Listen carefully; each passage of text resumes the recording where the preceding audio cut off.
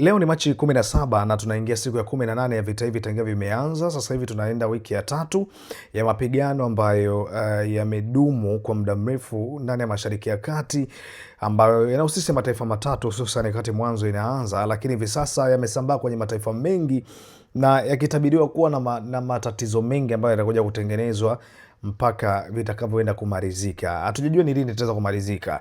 Lakini lingine ambayo tutaenda kujadili siku ya leo ni video ya Benjamin Netanyahu ambayo watu wanahisi labda hayupo hai. Sasa tuanze rasmi, ni kwamba Irani imelenga kubadilisha mechi za World Cup, ya kwamba Irani sasa hivi haiangalia pekee kisiasa, imeenda mpaka kwenye michezo.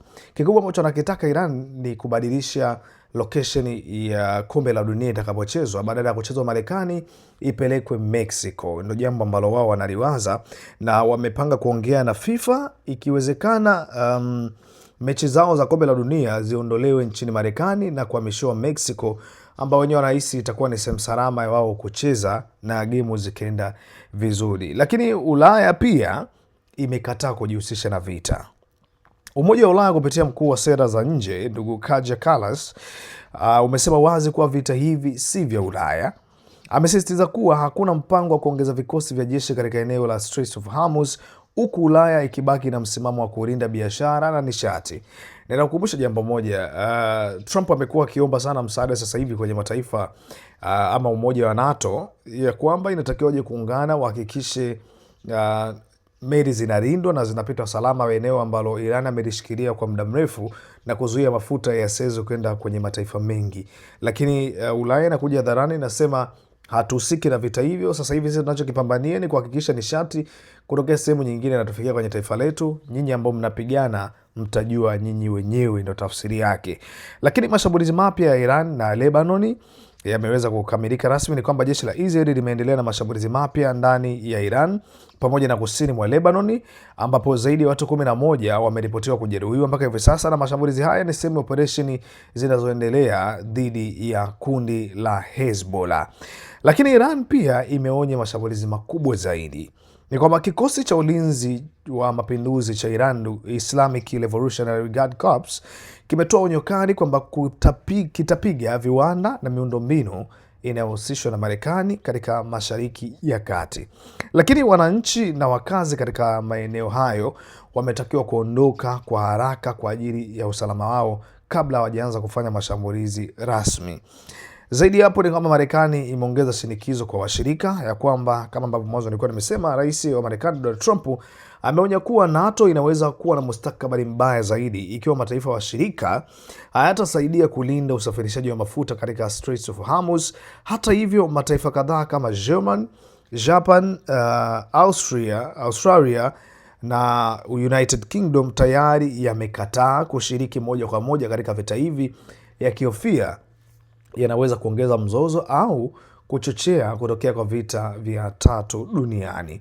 Lakini mashambulizi yamefikia mpaka Katari na Umoja wa Nchi za Kiarabu, ambapo Irani imedai kufanya mashambulizi dhidi ya malengo ya kijeshi Israeli pamoja na kituo cha kijeshi cha Marekani kilichopo Al Udeid Air Base nchini Katari. Kwa mujibu wa Katari, makombora mengi yalizuiliwa na mifumo ya ulinzi wa anga na hakuna madhara makubwa yaliyoripotiwa. Wakati huo huo, United Arab Emirates inasema mifumo yake ya ulinzi imefanikiwa kuzuia mashambulizi ya makombora na drone kutoka Iran. Lakini Iraki na Kuwait pia zimeshaguswa na vita hivi mpaka hivi sasa. Ni kwamba nchini Iraki mashambulizi la drone limelenga hoteli ya kifahari katika mji mkuu wa Baghdadi, ingawa hakuna vifo ambavyo vimeripotiwa mpaka kufikia hivi sasa. Na wakati huo huo, serikali ya Kuwait imewakamata watu 16 wanaodai kuwa na uhusiano na Hezbollah, wakituhumiwa kupanga njama za kuhatarisha usalama wa taifa. Lakini hasara kwa Marekani na mgogoro wa kisiasa. Kwa mujibu wa taarifa za kijeshi, takriban wanajeshi 200 wamejeruhiwa, huku zaidi ya 10 wakiwa katika hali mbaya zaidi. Ndani ya Marekani, kiongozi wa upinzani katika Seneti ndugu Chuck Schumer amemkosoa Trump akisema ameunda mgogoro mkubwa bila mpango wa kuumaliza. Lakini zaidi ya hayo ni kwamba Israeli imetaka msaada wa Ulaya ambapo rais wa Israel ndugu Isaac Herzog ametoa wito kwa Ulaya kuunga mkono operesheni dhidi ya Hezbollah, huku akisema ushindi ni muhimu ili kurejesha amani.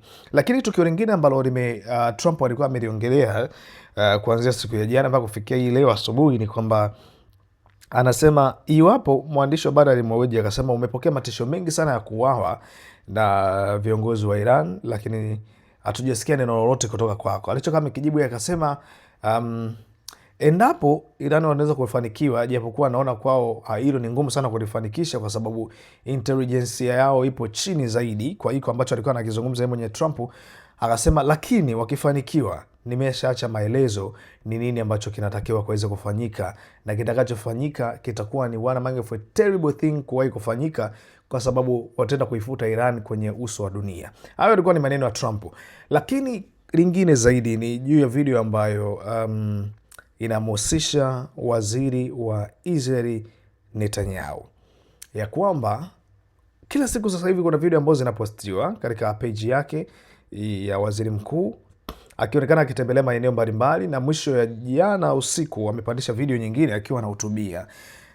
Watu wanajiuliza maswali mengi zaidi kwa sababu kila video inaonekana kama ni imekuwa generated na AI. Na mwisho hii ya jana watu wamefananisha na video ambayo ya miezi iliyopita kadhaa nyuma, wakasema munazimodify video zile zile ambazo mlishawahi kuzitumia, sasa hivi munazitumia tena kuja kutuhabarisha na kutuaminisha kwamba huyu yupo hai. Swali ni je, kama ni mtu yupo hai, kwa nini anatumia nguvu kubwa kuaminisha umma kwamba yupo hai? Na kama yupo hai, kwa nini madhaifu kama haya yanatokea? Mara ya kwanza tuliona video ambayo inadaiwa kuwa na vidole 6.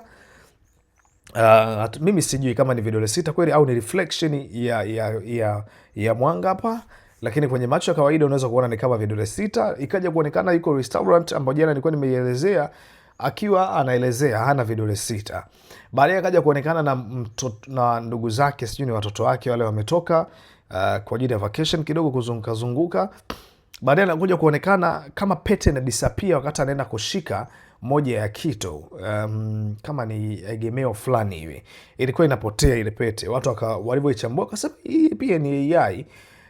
Kingine ni video ambayo imeachiwa usiku wa jana, pia inaonekana kama kuna some kinds of modification ambazo zimefanyika ili kuja kutoka na kitu ambacho wenyewe wamehisi kipo perfect.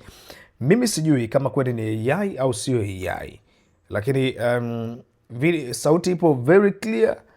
Kwa hiyo kama ilichujwa sawa, kama wenzetu wako na mic ambazo ziko za kisasa zaidi, kwa sababu teknolojia zinatofautiana, inawezekana, lakini sitaki confirm kwamba ni AI au sio AI, mzima sio mzima, hilo mimi sio juu yangu. Hiko ndo ambacho nawaletea siku ya leo. Nadhani hizo video unazoziona hapo juu zitakuwa zinakuletea majibu kamili ya hiki ambacho nakielezea. Moja ya zamani, moja ni ya sasa. Kitu ambacho kimetofautisha na hiki kipindi ambacho ameweka kwa pembeni, nje hapo ni wewe utasema. Unaona ni chenyewe au tumepigwa?